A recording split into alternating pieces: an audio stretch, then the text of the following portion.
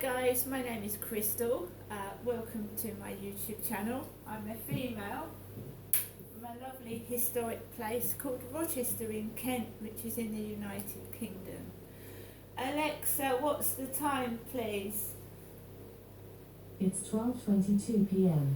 So, from taking Max out this morning, I really have been just indoors. So, I took Max out just after 10 a.m. this morning. I went onto the field. The builders were building on the over 55 flats as they were doing last night. Apart from builders' noise, I heard nothing else. I walked onto the field.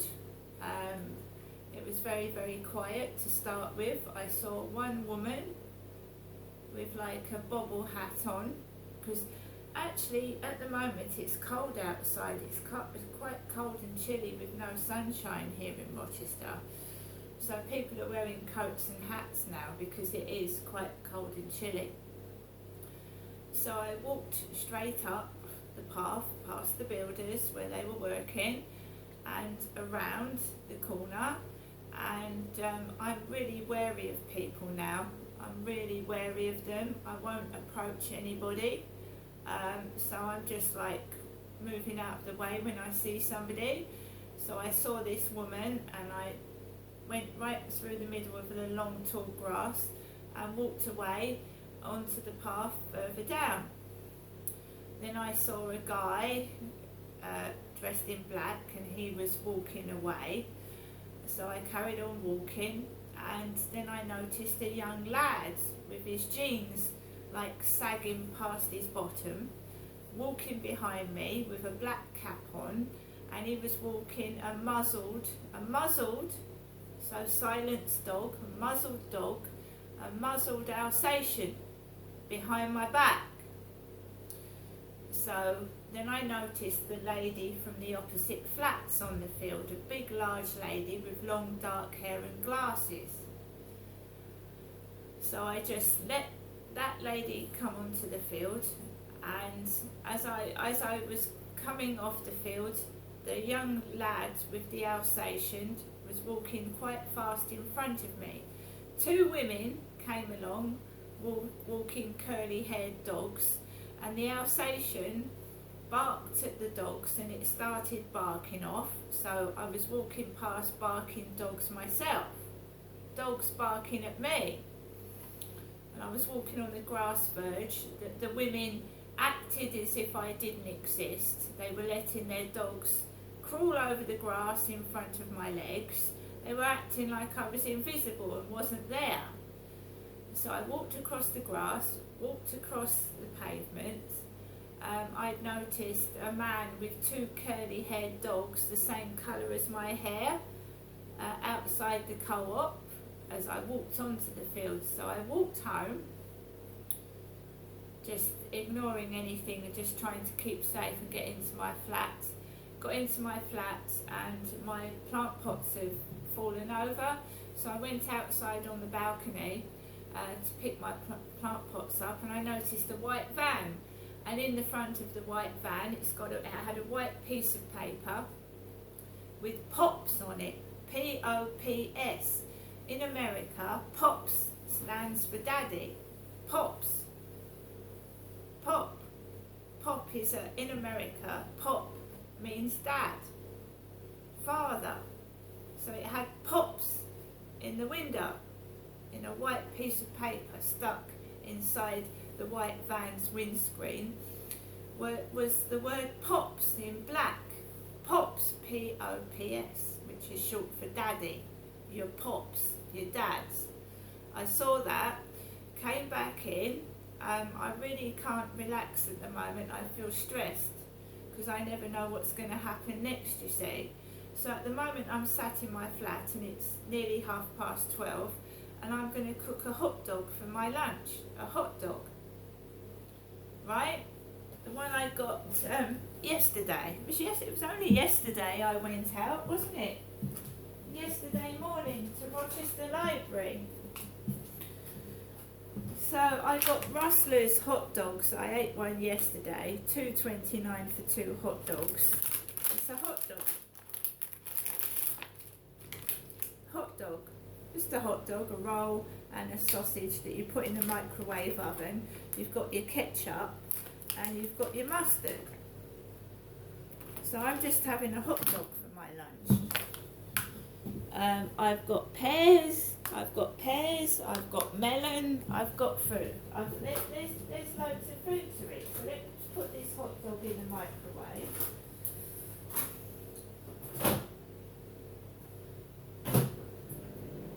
There's my microwave oven going on. Alexa, can you put LBC radio on? LBC London from Global Player. It was explained to us that if you cut the corner of that cube off, and it was demonstrated by firing a tennis ball machine at it. Right. You fire at those three angles, the actual tennis ball will come out the same way it went in. So therefore, if you shine a light at it, it will scale back down again. There's millions of these on the stripping. The light will hit it and come straight back out at where the light source came from. So when, like a reflector on the back of a car, but in miniature, Yes, it's or the bicycle, you can see a form of sort of pyramid-y type shape inside reflectors, can't you? that's right, and it bounces out the same way it went in. So the light shines on it, and boom, it's shining right back at you. That's right. Well, I don't know why he brought tennis balls into it, Kurt. Well, it's the way it's explained to us, apart from obviously gravity taking its toll on tennis balls, so it's going to slightly out. Qualifications? I was a highway technician for 17 years. There you go. So, I mean, you needed to know why that was doing its job. Yes, yeah. Love it. Round of applause for Kurt. I like that. We've crossed that one off as well. No, lovely work. Hey, that's it. High vis, spiders, haven't done the blanket, done the biscuit. So we just need to know if the premise of Terry's question is correct, why do Scottish people tend to veer right when they're walking towards somebody, while English people veer left? And why does Etty, and indeed almost everybody else, feel the need to have a blanket covering them to fall asleep, even if their body temperature or the situation in which they find themselves is really warm and cosy? If you can answer either of those questions, 0345 6060 973, and it's only half time, so there's plenty of time to get more questions on the board as well, for which the number remains the same, 0345 6060 973. Amelia Cox is here now with your headlines. A man is being questioned on suspicion of manslaughter following the deaths of a boy and girl in Bournemouth.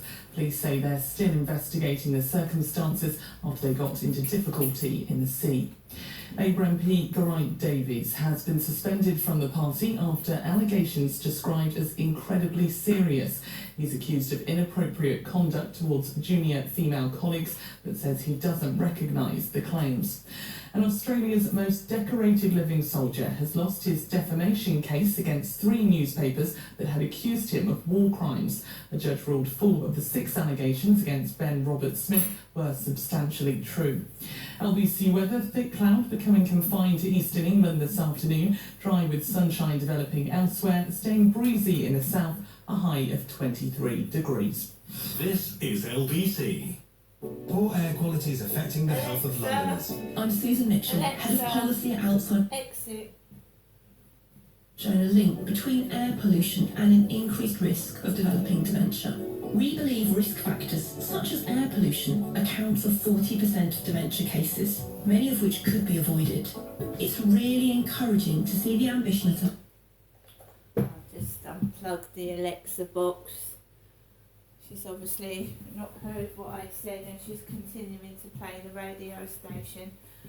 So this is my hot dog as it's come out of the microwave oven, and I've put the mustard and the tomato sauce on top of the sausage in the roll, and I'm going to eat that with a cup of coffee and of course a bottle of mineral water. So yeah, it's lunchtime. I'm on my own at my flat. It started to get busy as I was coming off the field this morning, and I'd had a message to my phone from a dating site.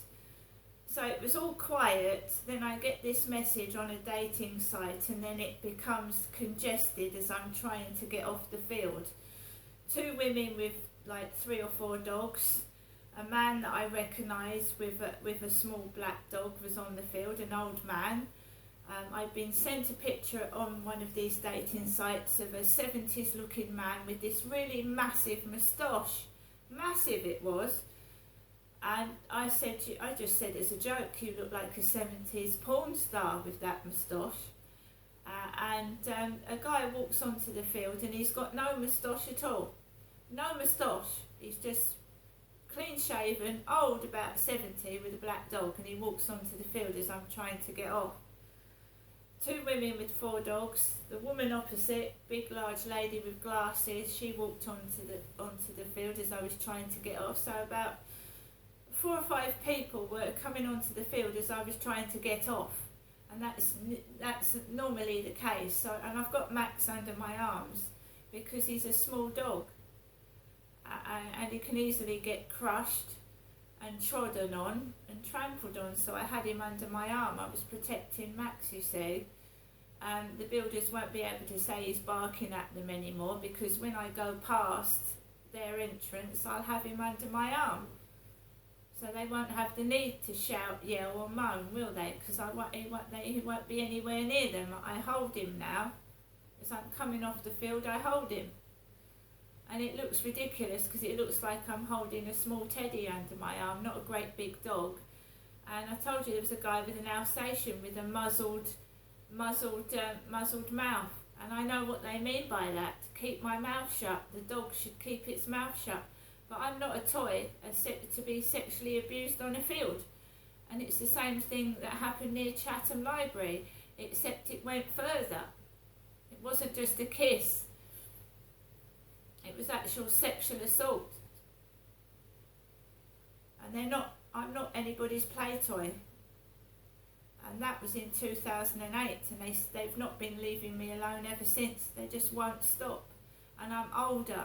And yes, I'm getting slower, I'm getting bigger, and I'm getting older. And why they're continuing to do it, I don't know. You'd think you'd let someone free, wouldn't you? Give them their freedom, leave them alone. It's because my son's gone away. When my son was about, no one would ever approach me like that. They wouldn't approach me. But now my son is gone, they think that I'm free game, you see. No one's going to protect me. No one's going to stop it. That's what it is.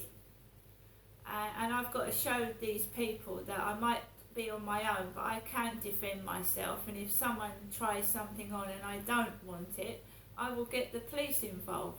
It's as simple as that. Yes, the police might not do anything, but the threat of the police will get them out of the way, won't it? I can always get on the phone to a friend.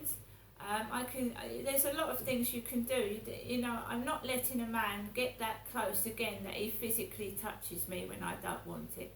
It's as simple as that. Some women like that. Some women like men kissing them and touching them. I personally don't like it when I don't know someone.